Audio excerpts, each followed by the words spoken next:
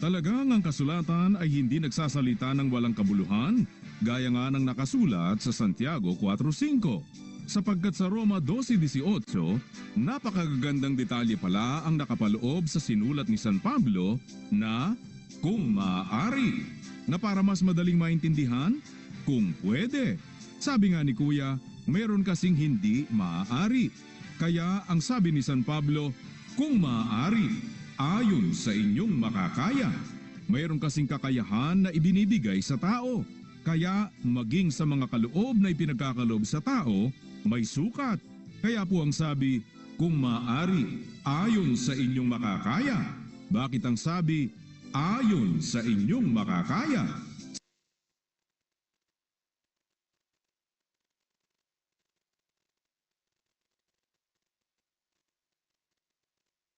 Kung hula ay manganghula tayo, paano tayo manghuhula?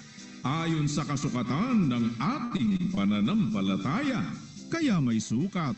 Kung may sukat, mayroon talagang ibinibigay ayon sa kasukatan. Kaya nga kung uumpisahan natin sa talatang 3, sapagkat sinasabi ko, sa pamamagitan ng biyaya na sa akin ay ibinigay, sa bawat tao sa inyo na huwag mag-isip sa kanyang sarili ng totoong matayog kaysa nararapat niyang isipin, kundi mag-isip na may kahinahunan ayon sa kasukatan ng pananampalataya na ibinahagi ng Diyos sa bawat isa. Paano ka mag-iisip? Mag-isip kang may kahinahunan. Huwag kang mag-iisip sa iyong sarili ng totoong matayog kaysa nararapat mong isipin. Kasi mayroong kasukatan ng pananampalataya na ibinahagi ng Diyos sa bawat isa. Kaya may sukat, at doon sa sukat mo, yun yung kaya mo. At pagdating sa talatang 6, may mga kaloob na nagkakaiba-iba ayon sa biyaya na ibinigay sa atin. Hindi magkakapareho. Ibig sabihin, gagawa tayo ayon doon sa sukat natin. At huwag mong pangangahasan at huwag kang lalagpas doon sa hindi naman ipinagkaloob sa iyo. Dahil pag-iisip ng matayog iyon. Kaya nga, kung ministeryo ay gamitin natin ang ating sarili sa ating ministeryo, o ang nagtuturo ay sa kanyang pagtuturo, o ang umaaral ay sa kanyang pag-aral, ang namimigay ay magbigay na may magandang loob. Ayon iyon sa kasukatan ng ating pananampalataya, dahil iyon ang pag-ibig na walang pagpapaimbabaw. Pagpapaimbabaw kasi, yung hindi naman doon sa sukat na ibinigay sa iyo, mag-iisip ka ng beyond that. May iba-iba tayong kaloob. May sukat na ibinigay sa atin. Doon tayo gagawa. Doon tayo mag-iisip. Kaya doon sa sinasabing, kung maaari, maaari ba? Kahit na may kakayahan ka, kung hindi maaari, hindi mo pwedeng gawin. Ngayon, kahit halimbawa maaari naman, ngunit hindi naman ayon doon sa kakayahan mo, hindi mo rin pwedeng gawin. Sapagkat halimbawa, maaari bang manghula? Maaari. Pero binigyan ka ba ng kaloob na panghuhula? Hindi. Kung hindi, bakit ka nanghuhula? Kagaya ng pagtuturo, maaaring magturo, pero ikaw ba ang inilagay na tagapagturo? Kaya nga, kung maaari, ayon sa inyong makakaya, ayon doon sa kakayahan na ipinagkaloob sa iyo, ayon sa sukat ng pananampalataya na ibinahagi sa iyo. Hindi yung kaisipan mo lang na matayog na beyond doon sa kung ano talaga yung sukat at bahagi na ibinigay sa iyo. Kaya ang unang tanong, maaari ba? Maaari. Ayon ba sa iyong makakaya? Kung ayon naman sa makakaya mo, maaari yun. Pagka maaari, ayon sa kasukatan ng pananampalataya mo, ayon sa makakaya mo, gawin mo. Kaya nga po dapat alam natin kung ano yung maaari at hindi dahil may sukat ng pananampalataya. Kasi pag nangangahas ka, isang kapaimbabawan yon. Pinakikialaman mo yung hindi naman ibinigay sa iyo. Wala naman sa sukat ng pananampalataya mo. Kaya nga, magkaroon kayo ng kapayapaan sa lahat ng mga tao ayon sa inyong makakaya. I-exert mo yung effort mo batay doon sa kaloob na nasa iyo. Ano ba ang sukat na ibinigay sa iyo? Ano ba ang kakayahan na ibinigay sa iyo? Gamitin mo iyon doon sa pagkakataong maari mo siyang gamitin. Kasi hindi mo dapat gamitin kung hindi maaari. Gamitin mo yung kakayahang ibinigay sa iyo para magkaroon kayo ng kapayapaan sa lahat ng mga tao.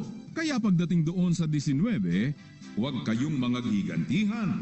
Ayon doon sa kakayahan na mayroon ka, hindi mo gagamitin iyon para maghiganti. Na dahil ikaw ay tagapagturo, gaganti ka na doon sa tinuturuan mo. O ikaw naman halimbawa ay tagapagluto. Duduraan mo naman yung niluluto mo para gumanti ka. Nagagamitin ko kung ano yung kakayahan ko laban sa iyo, ikaw naman gagamitin mo ang kakayahan mo o kapangyarihan na mayroon ka laban naman sa akin. Hindi ganoon ang dapat na mangyari. Ang dapat, bigyan natin ng daan yung galit ng Diyos. Kaya ang sabi, kaya't kung ang iyong kaaway ay magutom, pakanin mo. Kung siya'y mauhaw, painumin mo. Sapagkat sa paggawa mo ng gayon, ay mga baga ng apoy ang ibubuntun mo sa kanyang ulo.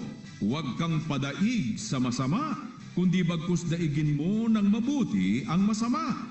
Kapag ka naghihigantihan tayo, nadadaig tayo ng masama. Bakit tayo nadadaig ng masama pagka ganon?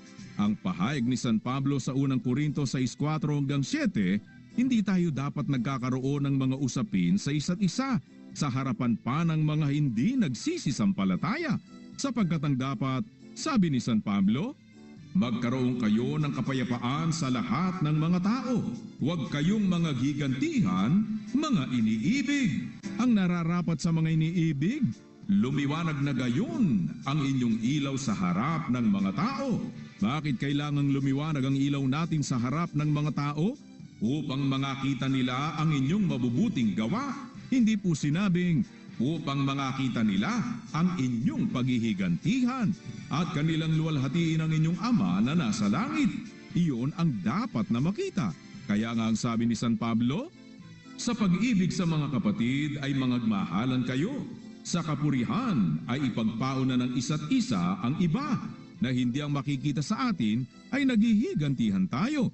Dahil kung ang makikita nila ay ang inyong paghihigantihan, ang sabi sa 5:15 ng Galacia, ngunit kung kayo-kayo rin ang nangagkakagatan at nangagsasakmalan, magsipag-ingat kayo na baka kayo'y mangaglipulan sa isa't isa.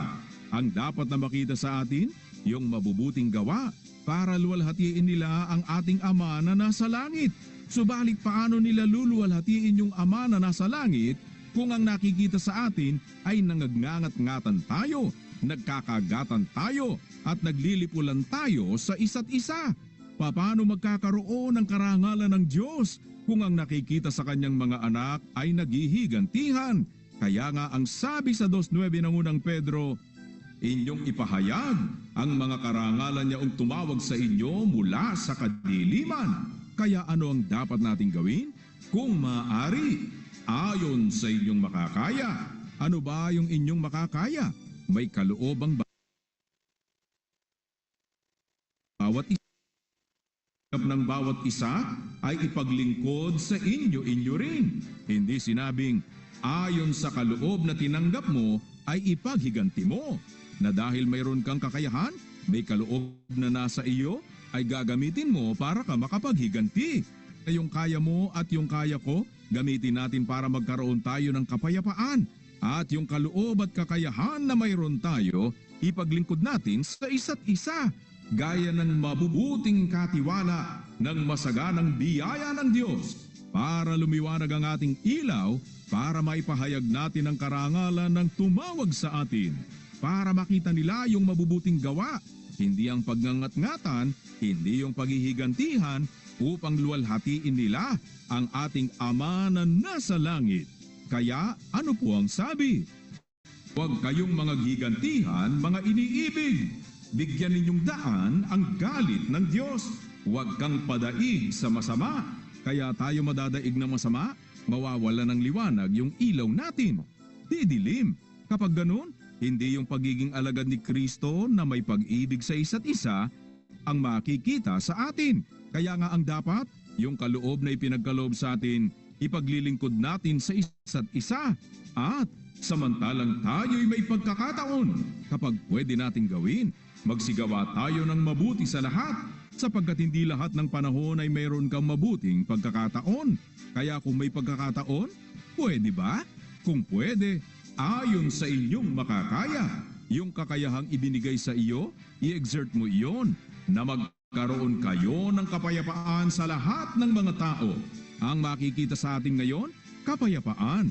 Sa pag-ibig, nagmamahalan tayo na ipinagpapauna natin yung kapurihan ng isa't isa kung nag-iibigan tayo. Sa ganito'y mga kikilala ng lahat ng mga tao na kayo'y aking mga alagad kung kayo'y may pag-ibig sa isa't isa.